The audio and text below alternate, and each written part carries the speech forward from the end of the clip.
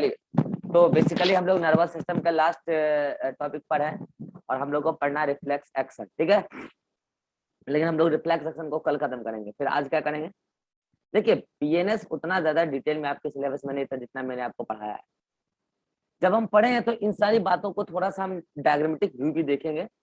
हमने spinal cord का section आपको पढ़ाया था सीएनएस में, वो भी डायग्राम आपको आज हम दिखाएंगे 3D में। और इसके अलावा हमने पीएनएस के जितनी भी बातें थ्योरेटिकल पढ़ी है उन सारी बातों को थोड़ा सा हम डायग्राम में भी दिखाएंगे, ठीक है। और इसके अलावा फिर एक चीज और आपको आज बताने वाले हैं। मैंने कहा पीएनएस, पीएनएस मतलब पेरिफेरल नर्वस सिस्टम। आपको पता है पीएनएस ही हमारे बॉडी के एक्टिविटी को कंट्रोल करवाता है सीएनएस को कह के। और वो पीएनएस दो प्रकार का है, एक है एसएनएस और एक है एएनएस। एसएनएस क्या होता है? हमारे बॉडी के वॉलंटरी एक्टिविटी को रेगुलेट कराने के लिए पीएनएस का एक ब्रांच है। और एएनएस क्या होता है? हमारे बॉडी के इनवॉलंटरी एक्टिविटी को रेगुलेट कराने के लिए पीएनएस का एक ब्रांच है। तो चाहे हो एसएनएस चाहे हो एसएनएस या हो एएनएस, है तो दोनों किसका ब्रांच? पीएनएस का ही। तो मुझे बताओ, पीएनएस तो न्यूरॉन का बना होता है, बिल्कुल सही बात। तो एसएनएस में भी दो प्रकार का न्यूरॉन होगा, सेंसरी और मोटर। हाँ होगा, मैं न्यूरॉन की बात कर रहा हूँ, नॉट नर्व। नर्व तो तीन प्रकार के होते हैं, सेंसरी मोटर मिक्स। तो इसमें भी दो प्रकार का न्यूरॉन होगा, सेंसरी और मोटर। बिल्कुल सही बात है। मैं नर्व की बात नहीं कर रहा हूँ, मैं न्यूरॉन की बात कर रहा हूँ। नर्व तो तीन प्रकार का होता है, सेंसरी मोटर मिक्स। न्यूरॉन से ही बनेगा वो गुच्छा, फिर उसका एक्सॉन का। तो यहाँ पे बातें ये चल रही है कि जो हमारे बॉडी के वॉलंटरी एक्टिविटी है, बताओ ठीक है भाई, एसएनएस पीएनएस का एक ब्रांच है जो हमारे बॉडी के वॉलंटरी ऑर्गन से मैसेज लेके जाएगा। सेंसरी न्यूरॉन कहाँ तक मैसेज लेके जाएगा? वहां तक, सीएनएस तक। वहां से फिर इम्पल्स बन के मोटर न्यूरॉन लेके आएगा उसको कहाँ? वॉलंटरी ऑर्गन तक। सवाल है कि सीएनएस में जब गया मैसेज, तो सीएनएस में इस मैसेज का एनालिसिस कौन किया? क्योंकि सीएनएस में तो ब्रेन है, स्पाइनल कॉर्ड है, ब्रेन में भी बहुत सारा चीज है। तो सुनिएगा ध्यान से, ब्रेन में वॉलंटरी एक्टिविटी का रेगुलेशन के लिए आपको बताया था मेन सेंटर सेरिब्रम है, याद आ रहा है? सेरिब्रम है। वहीं पर गया सेंसरी न्यूरॉन मैसेज लेके, और फिर सेरेब्रम ने मोटर न्यूरॉन के माध्यम से उस पर्टिकुलर इफेक्टर ऑर्गन से जहां से मैसेज आया था वहीं पहुंच गया मैसेज। ऐसे चल रहा होता है हमारे बॉडी के वॉलंटरी एक्टिविटी का रेगुलेशन वाया सेरिब्रम। लेकिन जब हमारे बॉडी के इनवॉलंटरी एक्टिविटी का रेगुलेशन की जब हम बात करते हैं, तो मान लो कोई इफेक्ट पर्टिकुलर ऑर्गन है, चाहे वो ग्लैंड हो, चाहे वो ब्लड वेसल्स हो, इनवॉलंटरी ऑर्गन कोई भी, कार्डियक मसल्स हो, स्मूथ मसल हो, ये सब हमारे बॉडी के इनवॉलंटरी ऑर्गन में आते हैं, जबकि स्केलेटल मसल्स वॉलंटरी ऑर्गन में आते हैं। तो वहां से मैसेज चला, मान लो वहां से मैसेज चला, किसको आया? Sensory neuron. सेंसरी न्यूरॉन ने ही मैसेज रिसीव, और तब उसने भेजा सीएनएस में। सीएनएस में किसको? Not cerebrum. तो किसको भेजा?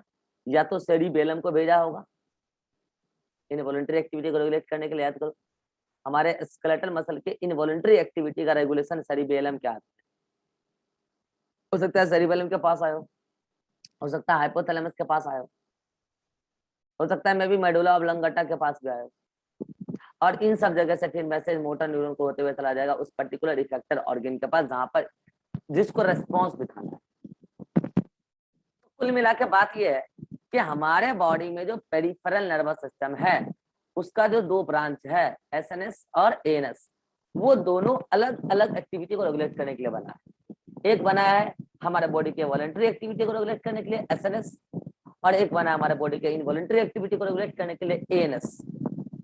और दोनों में अलग अलग टाइप का न्यूरॉन है। सेंसरी मोटर दोनों ही जगह है, लेकिन एक का कनेक्शन हमारे बॉडी के वॉलंटरी ऑर्गन के साथ और एक का कनेक्शन हमारे बॉडी के इनवॉलंटरी ऑर्गन के साथ। तो क्या हम ऐसे न्यूरॉन जो एसएनएस का पार्ट है और वो सेंसरी है, तो क्या उसको हम सोमेटिक सेंसरी न्यूरॉन बोलेंगे? बिल्कुल बोलेंगे, क्योंकि सोमेटिक नर्वस सिस्टम है ना। ऐसे ही इसको सोमेटिक मोटर न्यूरॉन भी बोलेंगे।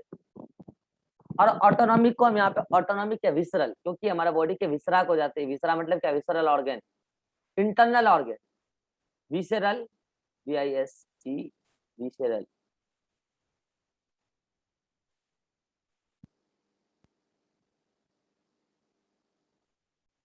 Visceral organ, visceral somatic neuron, और ऐसे ही विसरल मोटर न्यूरॉन। तो जो बात मैंने बोला ये बहुत सिंपल सी बात है, बात मैं पहले से ही समझा रहा हूँ। जो हमारे बॉडी का एसएनएस है वो वॉलंटरी ऑर्गन को रेगुलेट करेगा, जो एनएस है वो हमारे बॉडी का इनवॉलंटरी ऑर्गन को रेगुलेट करेगा। दोनों का ही दो दो न्यूरॉन होगा, सेंसरी और मोटर। सेंसरी ऑर्गन से लेकर सीनस तक आएगा और मोटर सीनस से लेकर ऑर्गन तक जाएगा। ऐसे इधर हाँ, इसके सेंसरी और मोटर को हम सोमेटिक से बोलेंगे, उसको विसरल से बोलेंगे। ये जो बातें मैंने बोली यही बात आपके नोट्स में यहाँ पे लिखा है, जो आपको मैं दिखा देता हूँ। ये देखो,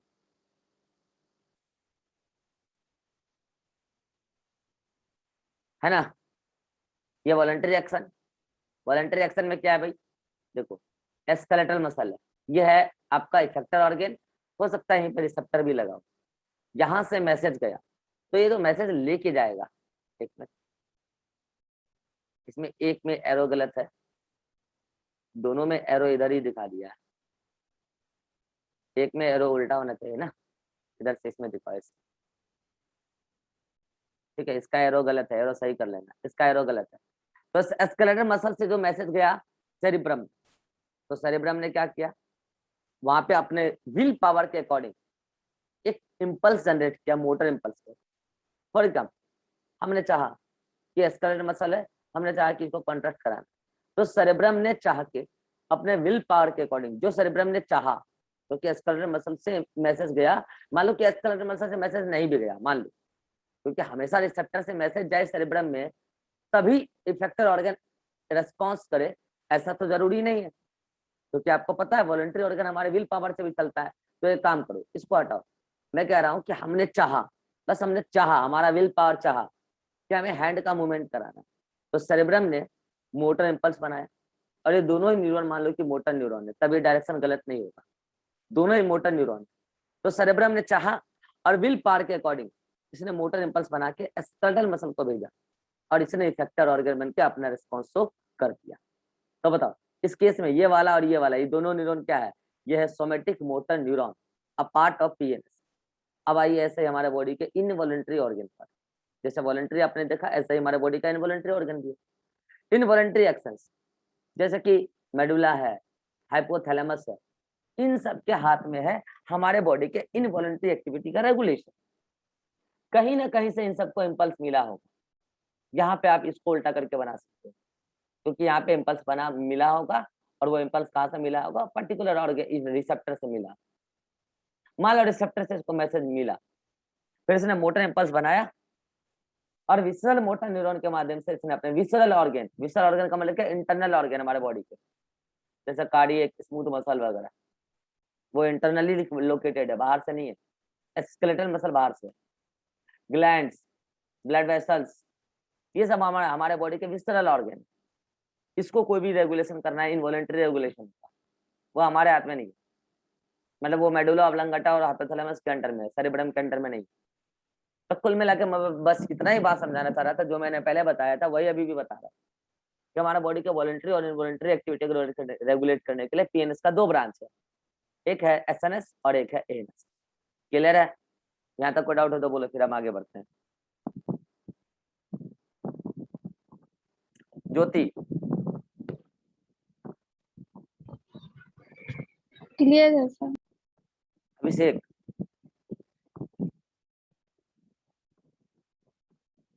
बोलो अभिषेक।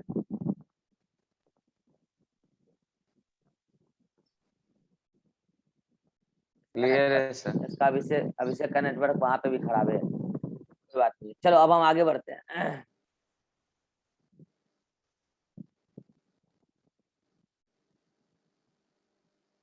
चलो अब जो हम बताने जा रहे हैं वो कुछ अलग है। क्या है? एएनएस का रेगुलेशन। देखो मैं हालांकि सब कुछ पढ़ा चुका हूं, मैं बस एक बात आपको बताने जा रहा हूँ। देखो बात बताओ, एएनएस का रेगुलेशन मतलब कि ऑटोनॉमिक नर्वस सिस्टम का नहीं, उसके थ्रू रेगुलेशन। तो जाहिर सी बात है वो हमारे बॉडी के इनवॉलंटरी एक्टिविटी को रेगुलेट करेगा, ये सर नो। और आपको पता है कि जो इनवॉलंटरी एक्टिविटी रेगुलेट होता है एएनएस के जरिए, उसमें भी दो तरीके का सिचुएशन है, एक नॉर्मल सिचुएशन और एक इमरजेंसी। तभी तो एएनएस का दो ब्रांच था, सिंपैथेटिक और पैरासिम्पैथेटिक। याद आ रहा है? याद आ रहा है? सिंपैथेटिक इमरजेंसी में और पैरासिम्पैथेटिक नॉन इमरजेंसी। अगर याद आ रहा हो तो मैंने कहा था जो ऑटोनॉमिक नर्वस सिस्टम में न्यूरॉन भाग लेते हैं उसमें सभी न्यूरॉन नहीं है। याद आ रहा है? जिसमें केवल लेटरल हॉर्न है, लेटरल हॉर्न आगे कंटिन्यू होगा, रेमस कम्युनिकेंस में, याद आ रहा है? वही न्यूरॉन केवल भाग लेगा, सभी भाग नहीं लेंगे। और मैंने ये भी कहा था कि ये तो स्पाइनल कॉर्ड की बात है, और स्पाइनल नर्व के अलावा क्रेनियल नर्व भी कुछ भाग लेते हैं। अगर याद आ रहा हो 3, 7, 9, 10, कुछ याद आया? 3, 7, 9, 10। इसके अलावा कौन कौन से एनएस में भाग लेंगे हमारे बॉडी के? स्पाइनल नर्व, तो वो थे सारे थोरेसिक, L1, L2, L3 और S2, S3, S4। याद आया कुछ?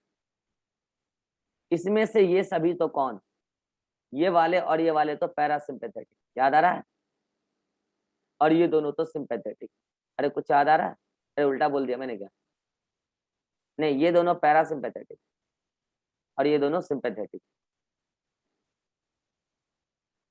तभी तो सिंपैथेटिक नर्व को हम लोग क्या बोले थे, याद आया?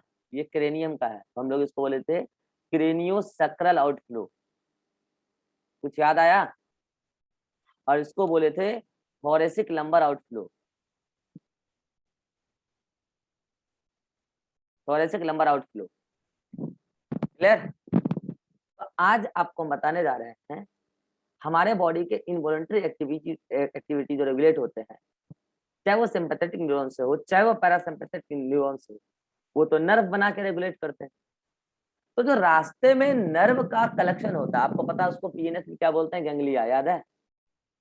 पीएनएस में collection of neuron is called as ganglia. तो गैंग्लिया के पहले का न्यूरॉन कैसा होता है? जहां गुच्छा है उसके पहले का, और जहां गुच्छा है उसके बाद का न्यूरॉन कैसा होता है? क्या सेम होता है? नहीं होता है। ये बात मैं आपको डायरेक्ट आपके नोटबुक से बताने जा रहा हूँ। हालांकि ज्यादा काम का नहीं है, आपके लेवल पे ज्यादा काम का नहीं है, लेकिन जस्ट एक आइडिया दे दे रहा हूँ, इसलिए डायरेक्ट नोट से बता रहा हूँ। ठीक है? ये देखो, हेडिंग क्या है? रेगुलेशन थ्रू ऑटोनॉमिक या विसरल नर्वस सिस्टम। वो कैसे रेगुलेट करता है, ये देखो। मैंने कहा कि ये सीएनएस का कोई भी एक पार्ट, कोई भी पार्ट सीएनएस, ठीक है, वहां से कोई पर्टिकुलर न्यूरॉन चला, केवल एक न्यूरॉन नहीं, मैं माना कि गुच्छे ऑफ न्यूरॉन चले। वो कैसे चलेंगे वो आपको पता है। तो मैंने इसको माना कि ये बहुत सारे न्यूरॉन चल रहे, तो इसको मैंने क्या बोला कि यहाँ पे आके बहुत सारे न्यूरॉन ने अपना क्या किया, कलेक्शन बनाया। यहाँ पे किसका कलेक्शन बन रहा है? साइटोन का। साइटोन का ही कलेक्शन क्या कहलाता है? गैंग्लिया। पीएनएस में, याद आ रहा है? और ये सब क्या, ये सब क्या होगा? नर्व होगा। ये सब क्या होगा? नर्व होगा। और ये क्या होगा? गैंग्लिया होगा, क्योंकि यहाँ पे एक नहीं, ऐसा कई सारे साइटोन है। तो मैंने क्या बोला कि वहां पे साइटोन का कलेक्शन है, वो गैंग्लिया है। ठीक है, चलो भाई ठीक है। अब मैं कह रहा हूँ कि ऐसे इधर भी गैंग्लिया है। ठीक है, तो बताओ क्या गैंग्लिया के पहले का न्यूरॉन प्री गैंग्लियन न्यूरॉन कहलाएगा? बिल्कुल सही बात है।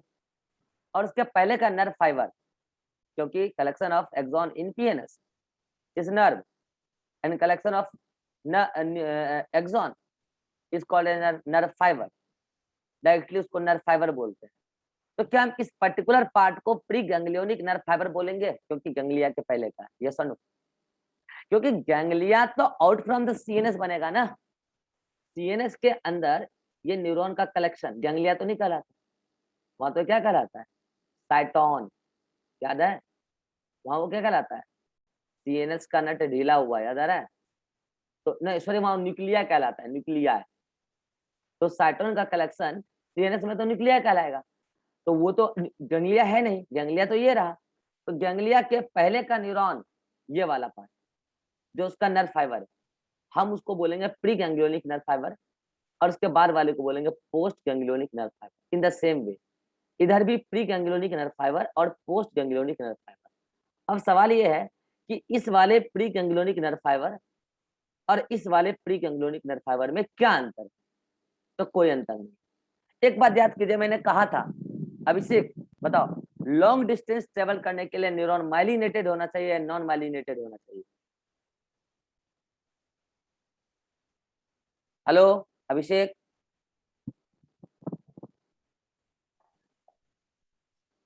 इतना सीरियस होकर पढ़ता है कि जैसे लगता है रैंक दे देगा। सवाल पूछ रहे हैं तो बोल ही सर नहीं रहा। माइलिनेटेड। माइलिनेटेड होना चाहिए। क्यों होना चाहिए?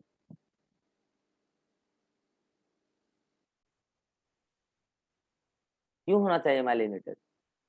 देख के बोल दिए। ज्योति क्यों होना चाहिए माइलिनेटेड? सर वहाँ पे सॉल्टेटरी कंडक्शन होता है, वहाँ पे अगर माइलिन चित रहेगा तो वहाँ पे। तो ये बताओ ना, ठीक है, सीएनएस से इम्पल्स चला, पीएनएस के जरिए किसी हाँ ऑर्गन तक जाना है, तो जो प्री गैंग्लियोनिक है उसको रखा हमने माइलिनेटेड। क्यों? हाँ क्यों क्यों? सॉल्टेटरी कंडक्शन होगा तो सही है।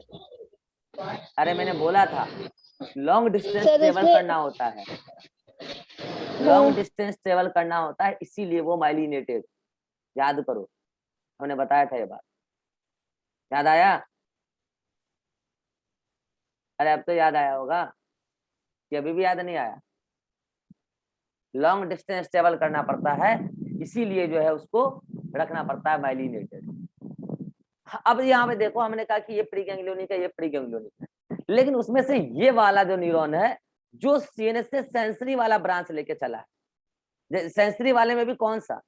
हमने कहा कि चलो भाई ये ऐसा पर्टिकुलर ऑर्गन, ऐसा पर्टिकुलर नर्व है जो सिंपैथेटिक न्यूरॉन है, जो इमरजेंसी कंडीशन में काम आने वाला है। वो लंबे लंबे से न्यूरॉन है, देखो वो लंबे लंबे से न्यूरॉन है, वो लॉन्ग है और माइलिनेटेड भी है।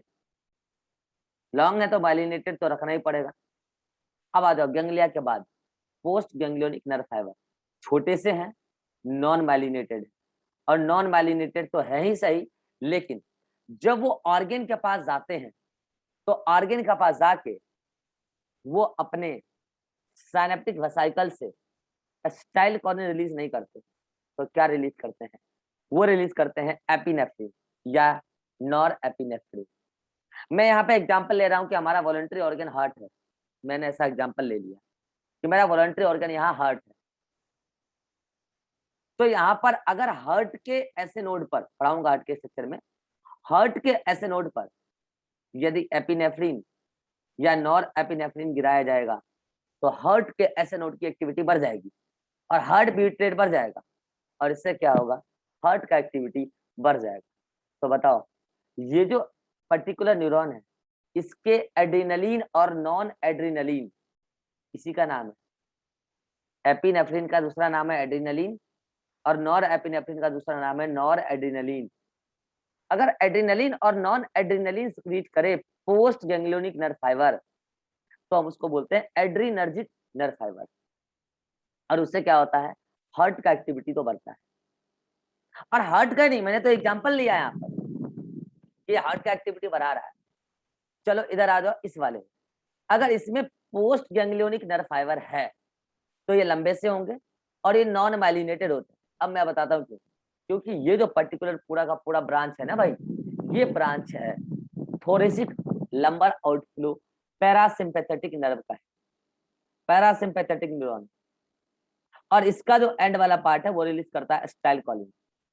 और अगर हम हार्ट की बात करें तो हार्ट में एसिटाइलकोलिन इनहिबिटरी रोल दिखाता है, ऐसे नोड की एक्टिविटी को घटाएगा और हार्ट बीट का रेट घट जाए।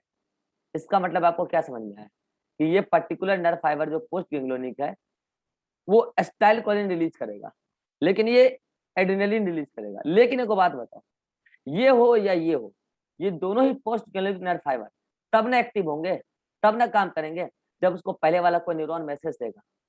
ये सुनो, और पहले वाला न्यूरॉन ये वाला है और ये वाला है नर्व फाइबर, और ये वाला नर्व फाइबर ये वाला दोनों है प्री गैंग्लियोनिक और ये दोनों ही कोलिनर्जिक है।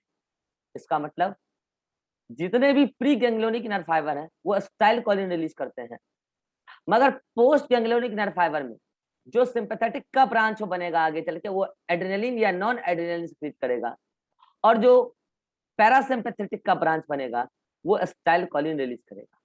तभी इसको बोला एड्रीनर्जिक और इसको बोला कोलिनर्जिक। इतना तामझाम आपके सिलेबस में है नहीं, बस आपकी नोट्स में लिखा हुआ था, मैंने पहले पढ़ाया था इसलिए मैंने आपको समझा दिया। आपको जो बातें याद रखनी है वो अब मैं बता रहा हूं। आपको जो बातें याद रखनी है वो याद रखनी है ये कि जितने भी सिंपैथेटिक ब्रांच हैं, ये बात मैं पहले भी बता, वो होते हैं क्रेनियम और सक्राइम के आउटफ्लो। क्रेनियम के कौन? 3, 7, 9, 10, और सक्राइम के कौन? S2, S3, S4। इसके जो न्यूरॉन निकलते हैं, नर्व फाइबर निकलते हैं, वो सिंपैथेटिक न्यूरॉन बना, और जो थोरेसिक के 12 और लंबर के 3 L1 L2 L3 वो पैरासिम्पैथेटिक न्यूरॉन है, वो पैरासिम्पैथेटिक नर्व फाइबर बनाएंगे। और अब आप देखिएगा, जो सिंपैथेटिक नर्वस सिस्टम बनाने का काम करता है वो ड्यूरिंग इमरजेंसी स्टिमुलेट करता है एड्रिनल मेडुला को। किसको स्टिमुलेट करता है? एड्रिनल मेडुला को। और एड्रिनल मेडुला सक्रीट करता है एड्रेनालिन का सक्रीशन। अब आप बोलोगे सर यहाँ तो आप बता रहे हो न्यूरॉन खुद एड्रेनालिन सक्रीट कर रहा है, सिंपैथेटिक न्यूरॉन। हाँ यही तो बता रहा हूँ कि ये ऐसे न्यूरॉन है जो एड्रेनालिन सक्रीट करके ही एड्रिनल मेडुला को स्टिमुलेट कर रहे हैं। अगर वो हार्ट पे गिरे डायरेक्ट तो हार्ट की एक्टिविटी डायरेक्ट बढ़ेगी, मैंने हार्ट का एग्जांपल लिया था इसकी। लेकिन जितने भी सिंपैथेटिक न्यूरॉन है ना, वो क्या करते हैं? एड्रिनल मेडुला को स्टिमुलेट करते हैं कि भाई तुम ज्यादा से ज्यादा एड्रिनलिन सक्रीट करो, एड्रिनल मेडुला को स्टिमुलेट करो। और ये एड्रिनलिन क्या करता है? जब एड्रिनल मेडुला से सक्रीट होता है, एड्रिनल ग्लैंड है, किडनी के ऊपर पाया जाता है, पढ़ाएंगे आपको अगले चैप्टर में। ये एड्रिनलिन क्या करता है? हमारे बॉडी के ऑल एक्टिविटी को बढ़ा देता है ड्यूरिंग इमरजेंसी, 3 एक्टिविटी को छोड़ के। डाइजेस्टिव एक्टिविटी, मिक्चुरेशन मतलब यूरिन करने वाला एक्टिविटी, और libido sex behaviour opposite sex partner के लिए। इन 3 एक्टिविटी को छोड़ के हमारे बॉडी का सारे एक्टिविटी को स्टिमुलेट कर देता है। ऐसा क्यों? वो भी अभी समझाएंगे, रुक जाओ। लेकिन हमारे बॉडी का अगर पैरासिम्पैथेटिक नर्वस सिस्टम एक्टिवेट हुआ है तो ये हमारे बॉडी के सारे एक्टिविटी को नॉर्मलाइज करेगा घटा के, लेकिन 3 एक्टिविटी को बढ़ा देगा, डाइजेस्टिव एक्टिविटी, मिक्चुरेशन और लिबिडो। बाकी सारे एक्टिविटी को घटा देगा। अब ऐसा क्यों, वो मैं आपको एक स्टोरी के फॉर्म में अभी सुनाऊंगा, रुक जाओ। तो अगर मैंने ऐसा बोला कि सिंपैथेटिक न्यूरॉन इमरजेंसी में एक्टिवेट होता है, इमरजेंसी में काम करता है, तो इमरजेंसी तो हमारे लिए दुख का घड़ी है। तो दुख का साथी कौन है? Sympathetic nervous system. और जब हम नॉर्मल हैं तो हम दुखी नहीं है, सुखी है। और सुख का साथी कौन है? Parasympathetic nervous system. क्योंकि जब हम इमरजेंसी में रहते हैं तो हम दुखी रहते हैं, उस टाइम हमारा साथी बन के आता है सिंपैथेटिक नर्वस सिस्टम। और जिस टाइम हम इमरजेंसी में नहीं, हम नॉर्मल लाइफ जी रहे हैं, सब कुछ ठीक चल रहा है, तब हम सुखी में हैं, और उस टाइम हमारा साथी कौन बनता है? Parasympathetic nervous system. इस पूरी कहानी को मैं अभी स्टोरी के फॉर्म में सुनाऊंगा आपको, और फिर जितनी भी बातें हैं सिंपैथेटिक और पैरासिम्पैथेटिक के बीच में डिफरेंसेस, उन सारी डिफरेंसेस को हम अभी डिस्कस करने वाले हैं अगले मीटिंग में। ठीक है, अभी कोई डाउट मत लीजिए, अभी जो मैंने पढ़ा है बस उसको एक बार आप रीड कर लीजिए, अगले मीटिंग में हम आपका सारा डाउट ले लेंगे। ठीक है, चलिए अगले मीटिंग में आइए।